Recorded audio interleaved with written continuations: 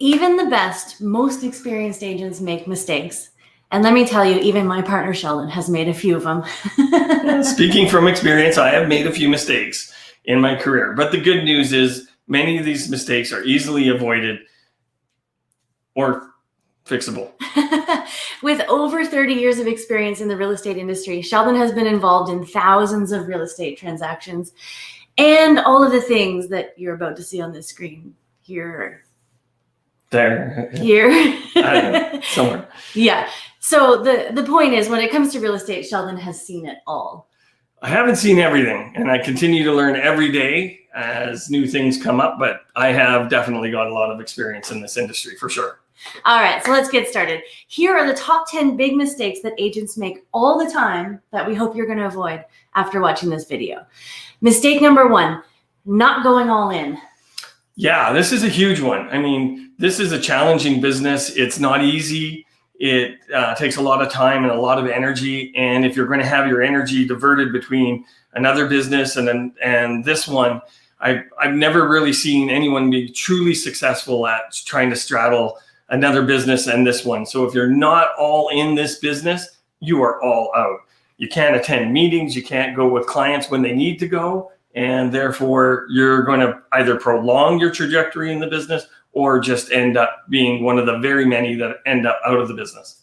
Yeah, and that applies to new agents as well. A lot of times we have people contacting us that say, well, I want to keep my part-time job when I get started in the business so I can count on an income. And, you know, it always ends up that moment when you have the chance to show the absolute best house or the offer, you know, you're stuck clearing tables somewhere or something. So it's better to save the money. Yes. And then go all in right from the start. And then you have the fear factor pushing you as well. Yeah. All right. Mistake number 2, thinking transactionally. Yeah, I mean, there's really 2 models for agents to follow. You're either, focused on transactions or you're building relationships. And, from my observations, the people who build relationships have to spend far less money on marketing. The people who do a lot of transactional thinking, they have to spend a lot of money on marketing. It becomes a bit of a gerbil wheel because then they got to close deals. Then they can't give the client the experience they want. And then they get very low repeat and referrals. So, I mean, if you're going to want to have a long career, think about the relationship. Think about your client and the relationship you want to have with them and the benefits of that. Yeah. Yeah. All right. So mistake number 3, failing to recognize when their mindset or attitude is the problem. Well, we all know attitude is a huge thing. You know, the mindset that you have can alter the way you do things. Not long ago, we had an agent during a buyer's market who had done 11 listing presentations. And basically during those presentations, afterwards, he came back to me and said, our listing presentation sucks. We need to change it. And I'm like, what are you talking about? He said, well, I did 11 presentations and didn't get one of them. I said, congratulations. You've been 100% successful at failing, but that's a good thing. Maybe we can break it down and dissect it. And so I do a lot of coaching with our agents. And at the end result, by the time we broke it down, it really came down to the market was so challenging that he was basically telling the sellers that it was likely that they weren't going to sell. So his fear of the property not selling and wanting to convey that basically gave the consumer no confidence. I told him basically what you want to do is say the market is challenging, but what I've done to adapt to this market is this, this, and this. And that would put it in a more positive mindset. When you have a negative mindset, it catches on to your clients and to others. And a lot of times you always reference a specific video and book when you're talking to the clients. Oh, absolutely. The Happiness Advantage by Shawn Achor. If you're looking to change your perspective or change your paradigm on terms of your mindset, and it really explains the benefit of a positive mindset in terms of productivity. And I'm going to pop a link in the comments afterwards to a great video by Shawn Achor and books. So you guys I just call it Amy the Unicorn. Anybody who knows me knows I probably watch this a dozen times a year. All right. So mistake number 4, not having a business plan. Oh, yeah. I see this all the time. So we have most agents are really good at the vision of how they see themselves. I mean, their egos project it. They see themselves as successful. They see themselves as growing their business and the life they want to live. But the one thing that you need to have when you have a vision is you need to have a plan, which is the steps, the actions, and the goals that gets you to that vision. And most agents fail to do that. It's kind of bewildering, but yes, that is one of the biggest issues that I think agents have that end up failing and leaving the business as well, is not having a business plan. Yeah, and a failure to plan is a plan to fail. Absolutely. I mean, so true. Okay, so leading us into tip number 5, failing to actually do it. Yeah, well, I mean, if you don't have a plan, then who knows what you're going to do. But when I was doing, 36 deals to get to 80, I had to execute my plan. A perfect example of this is a long time ago, I hired a really smart individual. He was the senior VP for a major credit card company.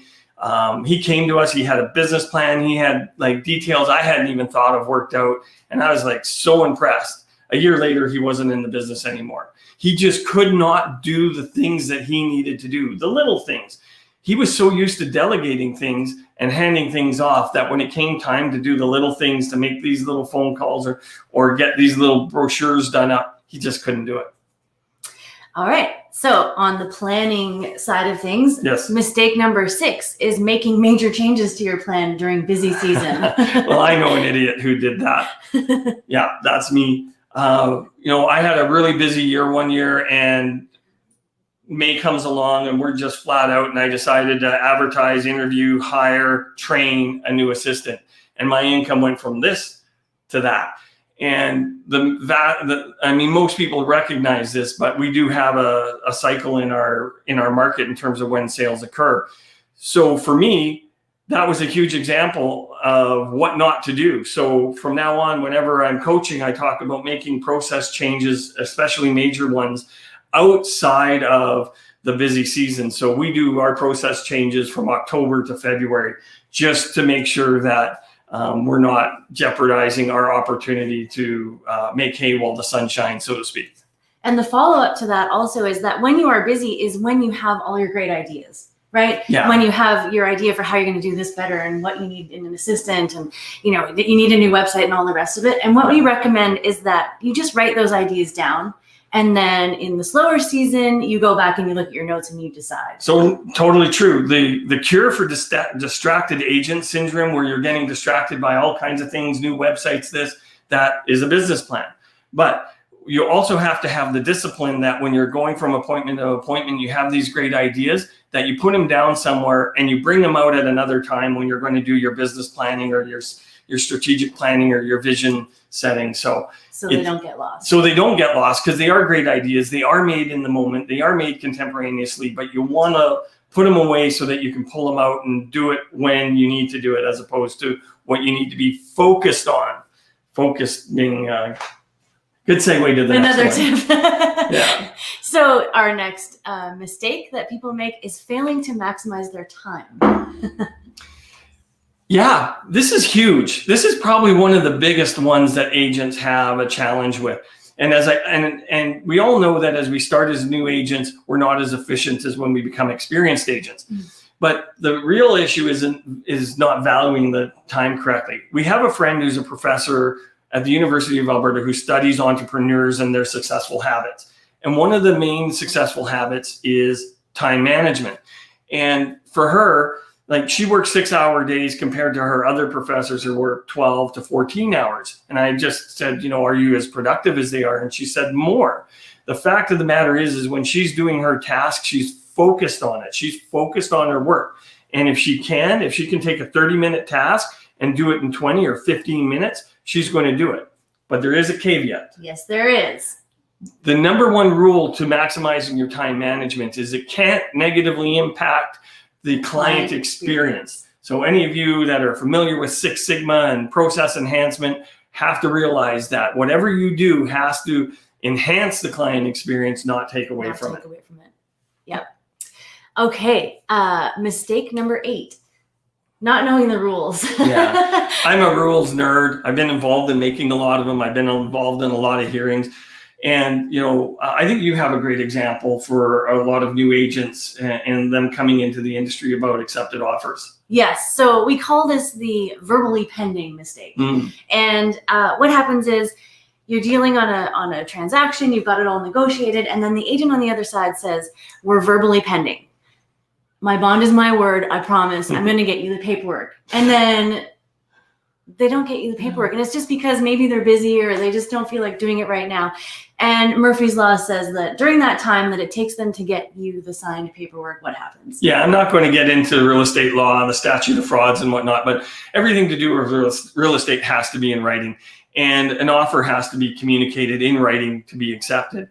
And what happens a lot of the time is when they are told that's verbally pending, they go to their client and say, yeah, we're verbally pending. And in the meantime, another offer comes in and the seller says, whoa, we're going to take a look at that offer. And the buyer is confused because they think they have a deal, but they don't. So because the seller's agent is obligated to present all offers. Exactly. So they are obligated to present that offer. So that's a common example. In fact, there's probably a list of these. Next video? Okay, sure. Absolutely. I mean, there's probably more than 10 though, that rules that agents misapply. And the challenge for agents is that the rules are always changing. The one thing I would do here is I'm going to throw in a bonus rule into this, and that's don't make assumptions. Contact your broker. Ask your broker if they've had experience with this. Not necessarily go to the Facebook groups. You can get good information there, but very seldom do I see the kind of information that you would see from your broker who has your policies and your license. Exactly. All right. So we're going to go on to mistake number 9, not taking time off. Yeah. This is a killer. This one's a killer for me because I love to work. I'm passionate about real estate and you sometimes have to drag me away. So come January, I would always be ready to go. Client call, I want to go see 5 houses. You got your business plan done. I got my business plan done. I'm excited to kick the year off. And it's like, go. And I'm excited. It's like, I'm energized. I want to go see them. June comes around. It's 10:30 at night or 11. And I've been burning the candle at both ends. They call, they want to make an offer. And instead of being happy and excited and grateful, I'm nearly chewing their head off going, why are you calling me? And really, it's mainly because I wasn't taking care of myself. And I think Stephen Covey has in his 7 highly effective habits, take care of the goose. And that's you. You are the goose that lays the golden egg in this business. And if you don't take care of yourself, no one will. So you need to be healthy, mentally focused, and charged to be successful. Absolutely. All right. And that brings us to number 10. Failing to focus on the client experience. Now, we hinted at this one a little bit earlier, but it's so key to your success. Yeah, I mean, things change. You got to be adaptive in this business, and the client experience is very huge. A long time ago, we started looking at consumer reviews, and people were going, that's not going to be a thing. And we started doing this almost a decade ago. The fact of the matter is the client experience matters a lot. When I think back through my career and the many, thousands of clients I've had, and the things they remember, it's not the money I saved them. It's not the, intricate details or negotiation tips that I gave them. No, it's how I made them feel and the little things I did, like showing up on condition removal with some bubbly and. How you mean champagne? Not like cheap bubbly. Sorry. Yeah, the real bubbles.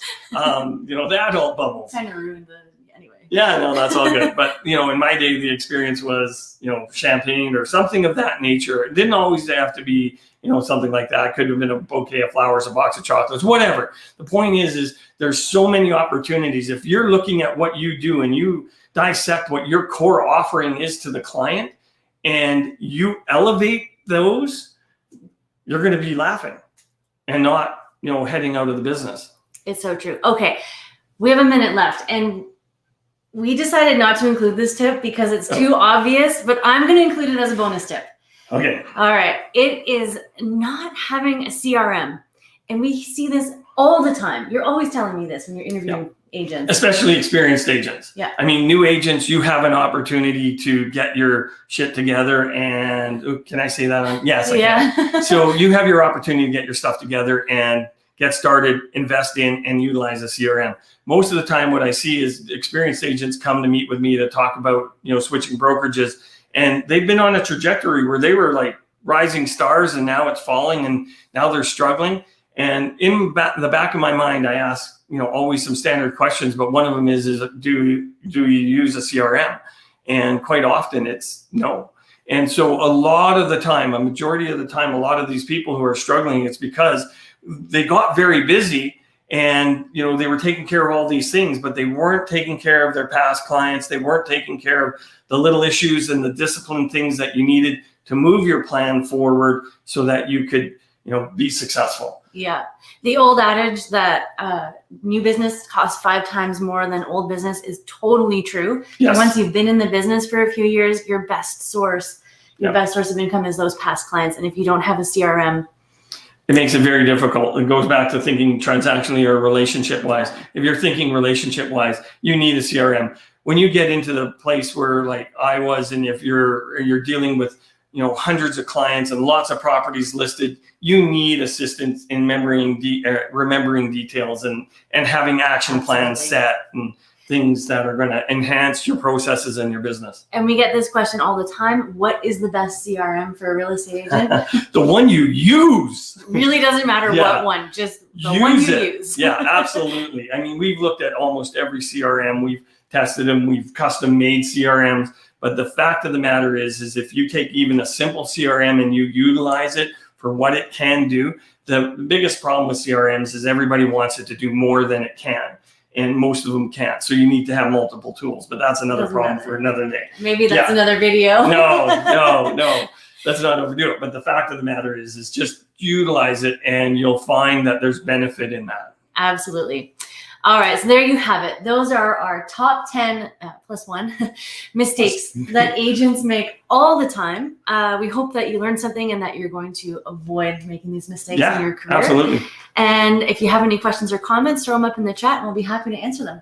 Yeah, and remember Amy the Unicorn. Check it out. All right. See you later.